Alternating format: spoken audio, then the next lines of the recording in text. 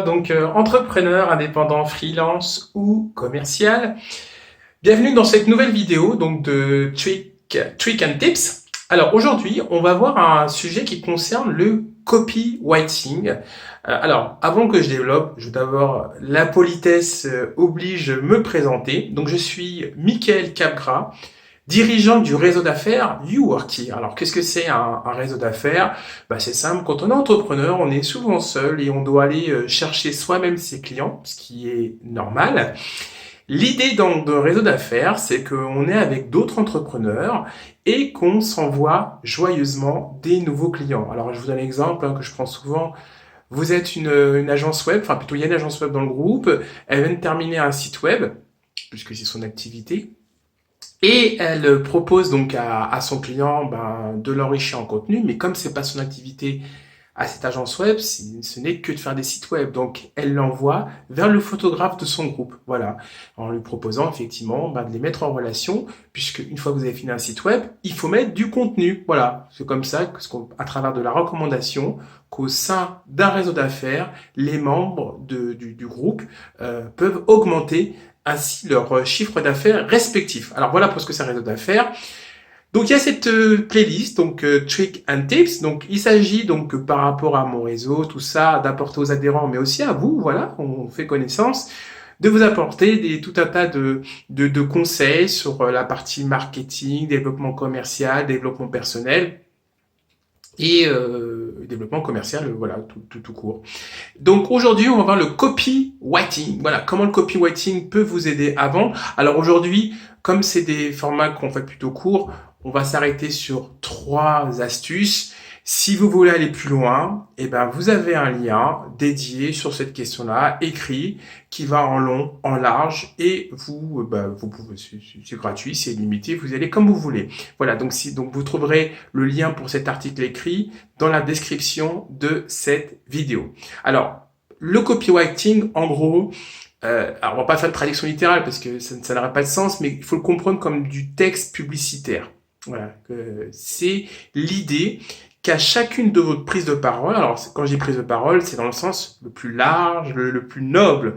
Donc ça peut être là comme ça quand je parle avec vous, ça peut être à travers mon site web, à travers une newsletter, à travers des posts que je veux faire sur LinkedIn. Voilà, toutes ces questions-là concernent le copywriting et dans l'idée derrière, sous-jacente, c'est de vendre. Voilà. Alors après, ça se fait de manière, je dirais indirecte. C'est pas acheter mon produit, justement. C'est là que c'est intéressant, que le copywriting est intéressant.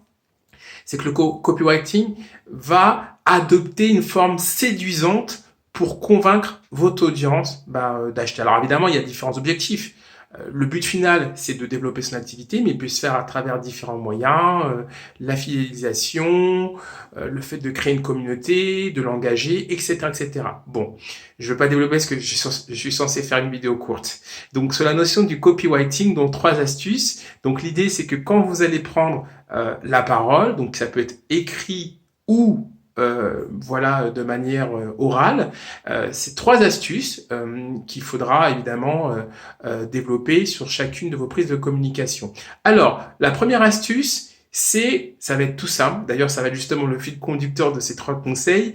Ça va être justement la simplicité. C'est-à-dire que quand vous prenez la parole, ne soyez pas compliqué. Il faut que n'importe qui puisse vous comprendre. Donc, on va éviter le jargon. Sauf si vous êtes évidemment sur une audience ultra spécialisée, vous êtes certain qu'elle vous comprend. Mais si ce n'est pas le cas, s'il y a un côté un peu, vous devez éduquer, bannissez les mots compliqués. On a de la chance avec la langue française, possède en elle-même des capacités pour que vous soyez clair. Donc voilà, ne soyez pas compliqué, ne soyez pas trop compliqué et soyez simple pour être compris. Alors, pour donner un exemple, c'est si par exemple vous commencez à écrire, c'est là où ça peut être un sujet. Alors un des moyens d'être simple, d'être facilement compris, c'est d'utiliser des exemples. Voilà, comme ça, on peut être rapidement compris des cas. Alors il y a plein de façons d'être simple. On peut aussi, si on est sur le langage écrit, de faire des phrases trop longues. Voilà, privilégier plutôt les phrases courtes, pas que des phrases courtes, mais privilégiez les phrases courtes. Voilà. Mais de manière générale, il faut être simple.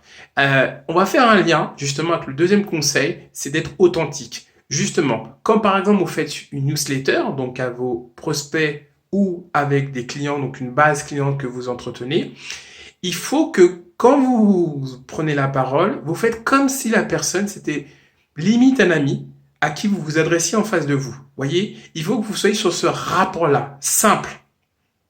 Alors, j'ai dit simple, ça revient à ce que j'ai dit au départ, mais lors de vos prises de communication, il faut presque l'impression que, comme si, ben voilà, et il faut pas que ça entre en violence avec la communication que vous adoptez en temps normal. Bon, si vous êtes du genre un peu, voilà, un peu prout-prout, bon, il n'y a pas de jugement par rapport à ça. Bon, bah écoutez, gardez ce ton-là lorsque vous écrivez. Mais il faut que ce soit naturel pour vous. Voyez, faut pas que vous soyez dans quelque chose que vous ne soyez pas. D'accord?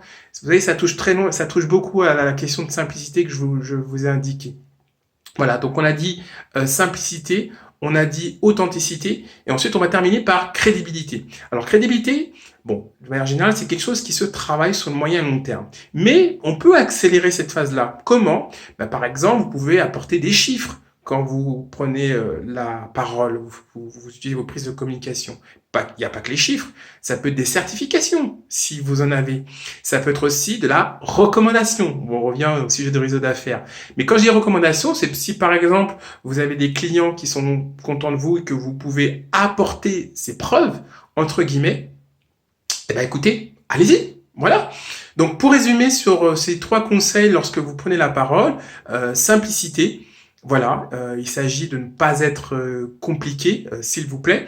On évite voilà les mots trop techniques qui risqueraient de ne pas être compris par votre audience. Ensuite, authenticité, donc restez vous-même. Allez, je vous donne peut-être un petit conseil par rapport à ça. Il vaut mieux être différent que meilleur. Voilà, je répète, il vaut mieux être différent que meilleur. Et ensuite, crédibilité. Voilà, si vous avez un témoignage client que vous pouvez rapporter ou une certification ou autre, voilà, vous m'avez compris. Eh ben, allez-y, voilà, lors de votre prise de communication. Si vous souhaitez aller plus loin sur le sujet du copywriting, je le répète, vous avez un article dédié en description de cette vidéo. Voilà. Et puis pour le reste, bah, si vous souhaitez voilà avoir de la recommandation et autres, sachez que nous, avec notre groupe, on se donne rendez-vous, c'est 2 groupes différents, le mardi et le jeudi matin à 9h. Voilà, vous pouvez donc nous rejoindre. Et puis pour le reste, pour rendez-vous pour une prochaine vidéo. Bah, en attendant, bah, je vous souhaite un bon bis et bise. À bientôt. Au revoir.